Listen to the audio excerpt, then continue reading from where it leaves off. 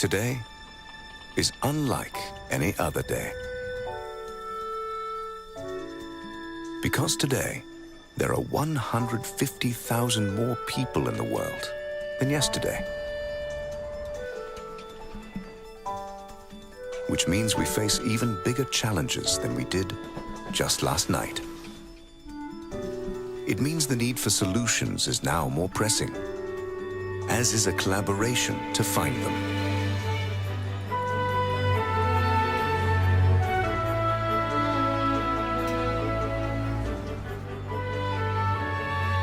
Working with one another is the only way we'll be able to provide more nutritious and safer food to this ever-growing population.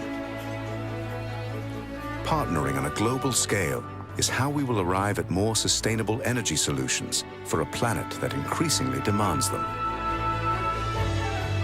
Coming together is how we will better protect the Earth and the billions who call it home.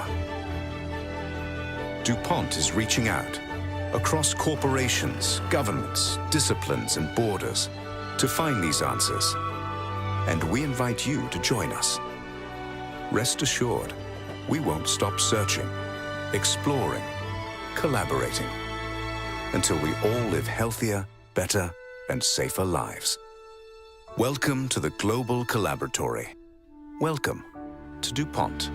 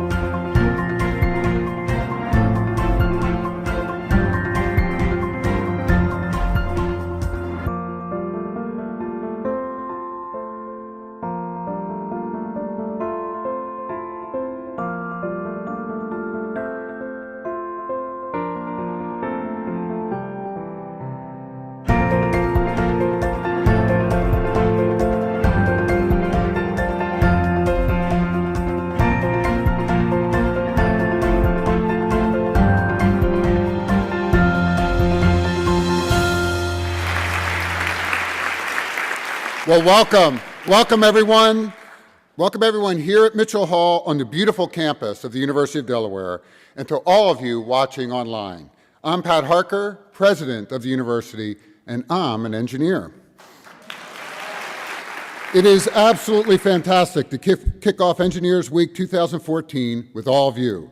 I want to thank Discover E for organizing eWeek, for engaging the public in the work and in the world of engineers, and in helping to build a dynamic core of engineers on the front lines of solving our biggest global problems. I thank our 2014 co-chairs, IEEE USA and DuPont.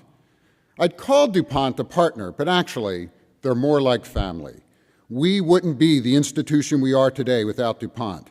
They've shaped our campus and strengthened our programs. In fact, it was DuPont that loaned us the legendary Alan Colburn to elevate our acclaimed chemical engineering program 75 years ago. UD has a long and strong tradition of engineering education. We've been at it since the early 19th century. And when we became one of the nation's first land-grant institutions, it solidified our commitment to the discipline as the way to achieve practical solutions to persistent problems, to help the public at large, and to serve the common good.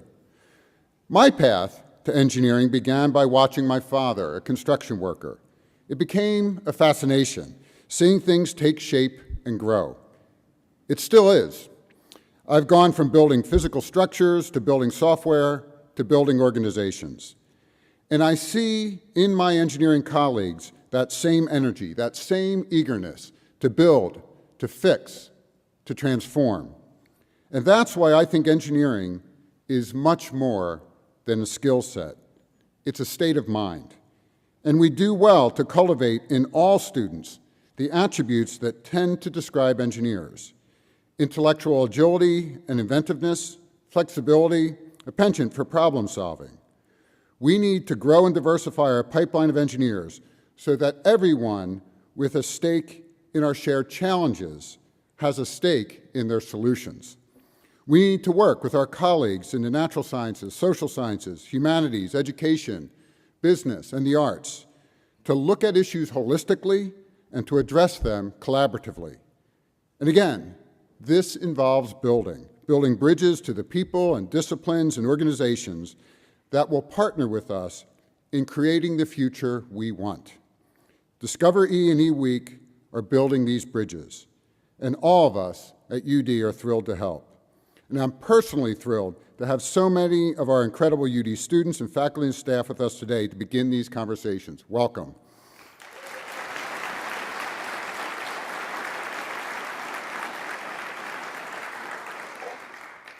Now, I'm not the only engineer here. In fact, the stage is full of them, including the person I'll turn this webcast over to now. University of Delaware Provost Domenico Grasso is an environmental engineer and a founder of the first ever engineering program at a women's liberal arts college. He'll lead our panel discussion today. Domenico? Thank you, President.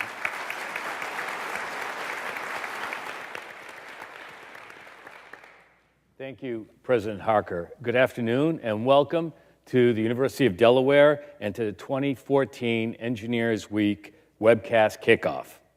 This year's eWeek theme, Let's Make a Difference, is consonant with the philosophy here at the University of Delaware, Dare to be First. After all, that's what engineers do. They design new products, new processes, new systems, and go where no one has gone before. For those of you in our virtual audience, I would ask you to please join our conversation at hashtag eWeek2014. Joining me this afternoon on our panel are Dr. Tunde Ogunnaike, member of the National Academy of Engineering, Dean of the College of Engineering, and the William Friend Chaired Professor of Chemical and Biomolecular Engineering here at UD. To his left, Karen Fletcher, DuPont Chief Engineer and Vice President for Engineering, and one of our accomplished Blue Hen alumna with 2 engineering degrees from the University of Delaware. To her left, Dr. Gary Blank, IEEE USA President-elect. And then we have Elizabeth Mahoney, UD doctoral student in Chemical and Biomolecular Engineering. And to her left, Kelsey McWilliams, Environmental Engineering undergraduate student here at the University of Delaware. President Harker mentioned that we have an engineering state of mind. What does it mean, do you think, to think like an engineer? I think the engineering mindset is one that looks at life this way. With the right set of tools, with the right group, there is not a single problem that cannot be solved. Engineers are problem solvers. We formulate the problem, and we find the right tools. We bring the tools of science and other tools to bear on these problems. Where the tools don't exist, we make them up.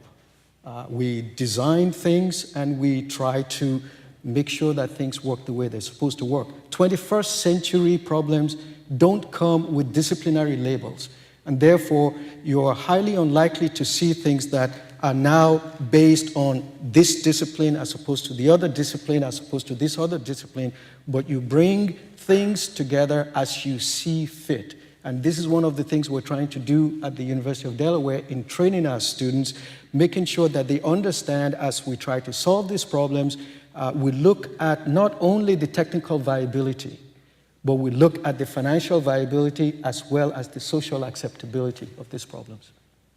Gary, would you like to add something from the professional practice perspective? Yes, I would. I'm very honored to be a part of this fantastic profession.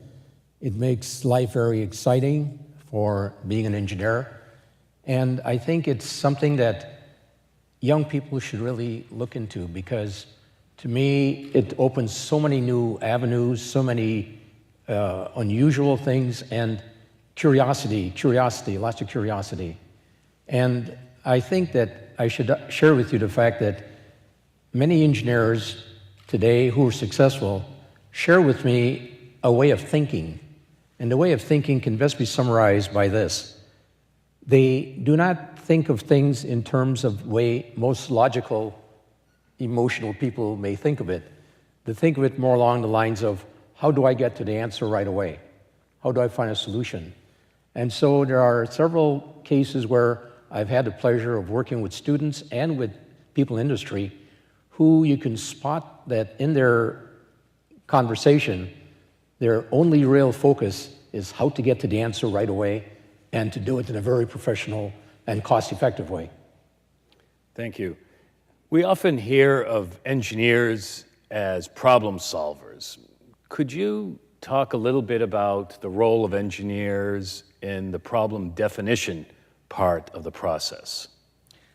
Well, it's essential for us to understand that the problems we're talking about don't come in neatly packaged form in which you can just reach into your textbook and take out the Navier-Stokes equation and that's the solution.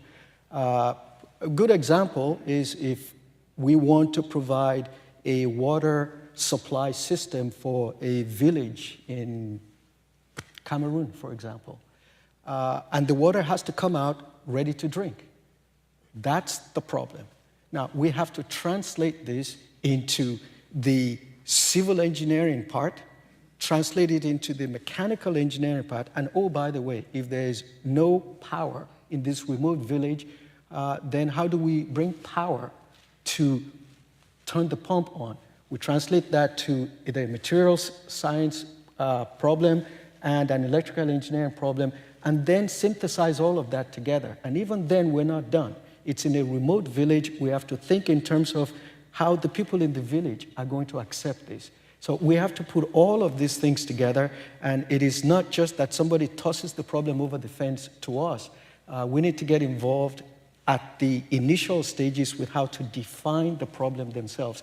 Take something that is amorphous, put it in a form in which the solution can in fact be found. Thank you. The National Academy of Engineering has identified many of the grand challenges that we as a society are going to face. Other organizations have also identified grand challenges, NIH, Department of Education, the United Nations. There is no doubt that the solutions to these grand challenges are going to be heavily laden with technology. But the solutions will also go beyond technology. Could we talk just for a little bit here about the role of engineers in these holistic solutions that we as a society are going to have to face? Yeah, I'll take that one. Maybe to make it a little bit closer to home for DuPont, some of the grand challenges that we're stepping up to are, for example, feeding the world. And we're working with farmers to make their fields more productive or to grow crops on marginal acres. We're working with companies to put more nutritious ingredients into food or make healthier foods. We're helping deal with malnutrition in remote parts of the world by introducing soy proteins into diets. In the area of energy, we're working on alternative energy, whether it's solar power or biofuels. We're working to create materials that are less dependent on fossil fuels and based more on renewable feedstock. In the area of protection, we're working with advanced materials to improve and provide additional protection for people or important things. All of these are very complicated problems, and we find increasingly that engineers are working across disciplines. They're working collaboratively with one another, with other scientists. They're working sometimes with local governments to deliver the solution. They're working collaboratively with customers, with other third parties, and so I see that engineers, to build on Tunde's point, are working across boundaries on very complex problems and together finding the best solution for the challenge. Well, Karen, let me follow up with that. What are the skill sets that you think engineers are going to need to be successful in this global economy regarding global solutions in a globally competitive marketplace? Yeah, I think it's a given that a student comes out with an engineering degree and they're technically capable and competent. But what I see are we're looking for additional softer skills to make them really successful. And maybe first and foremost is around communication.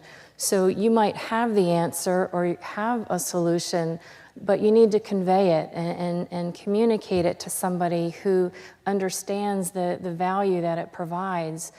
In some ways, you have to make the case. You have to convince that the government agency or the local population to work with you to put this solution into practical terms and into reality. So communication and the ability to represent your idea and also represent yourself, very, very important.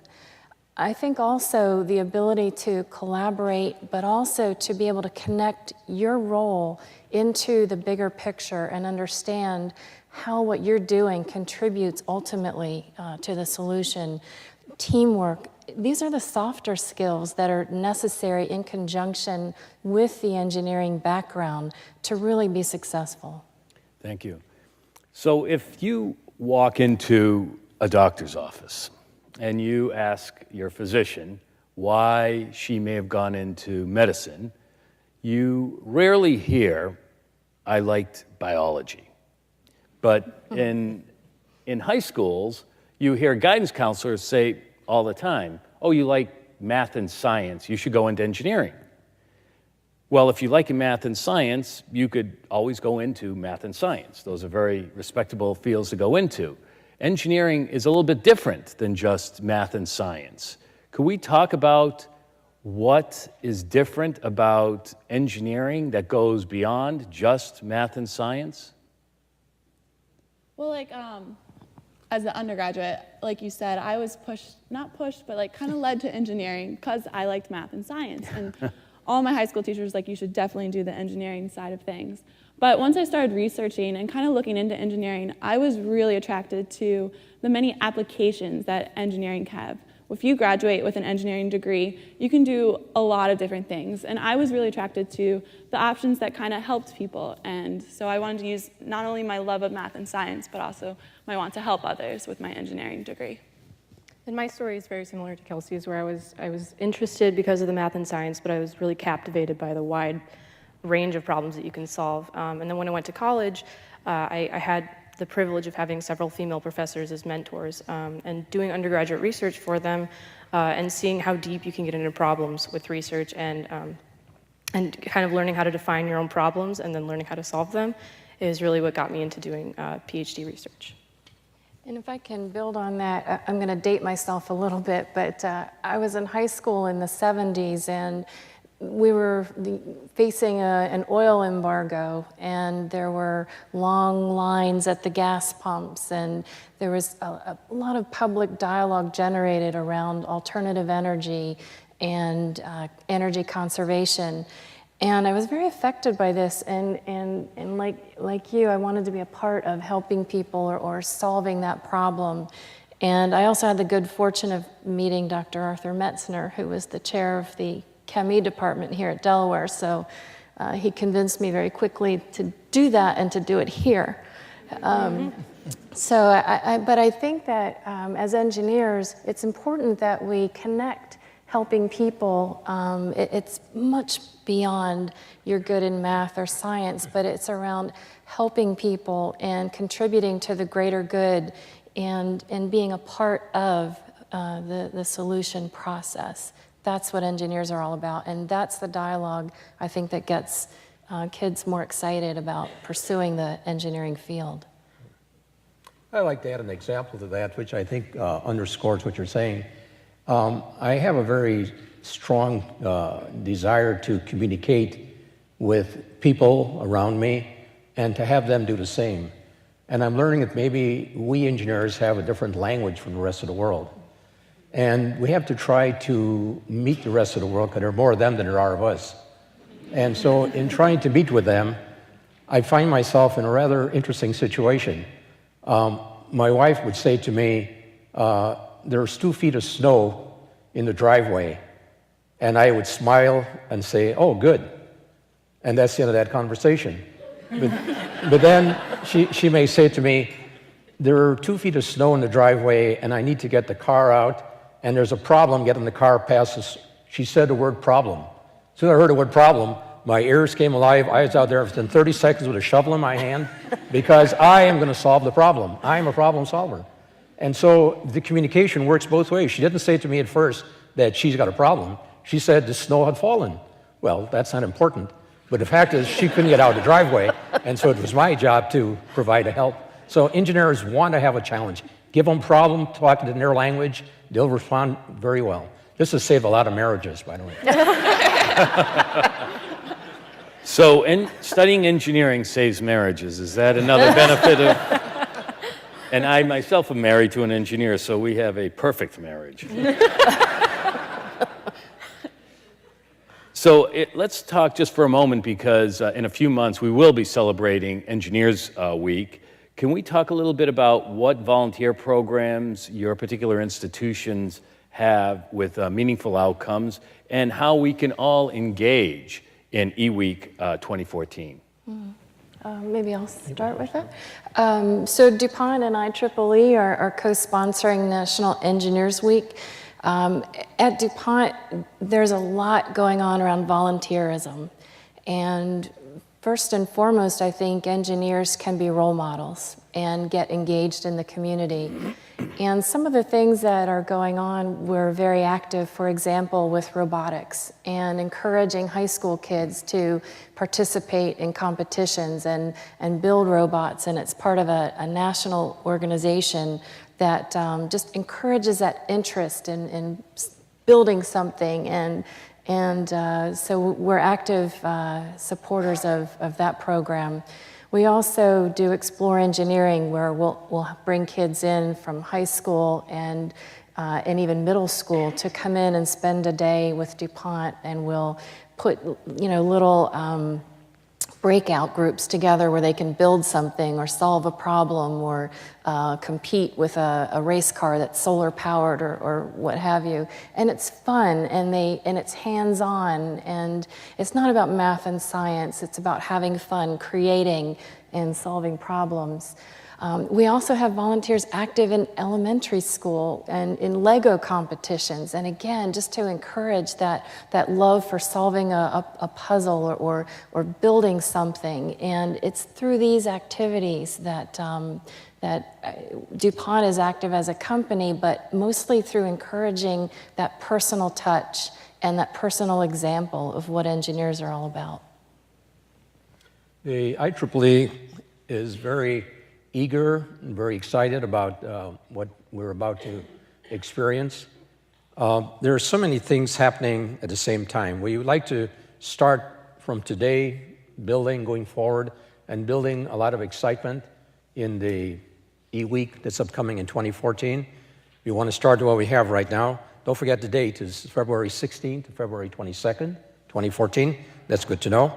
And also, we'd like to take advantage of the timing to introduce more girls and more women to the field of engineering. They are very competent, they're very capable, they have all the qualifications.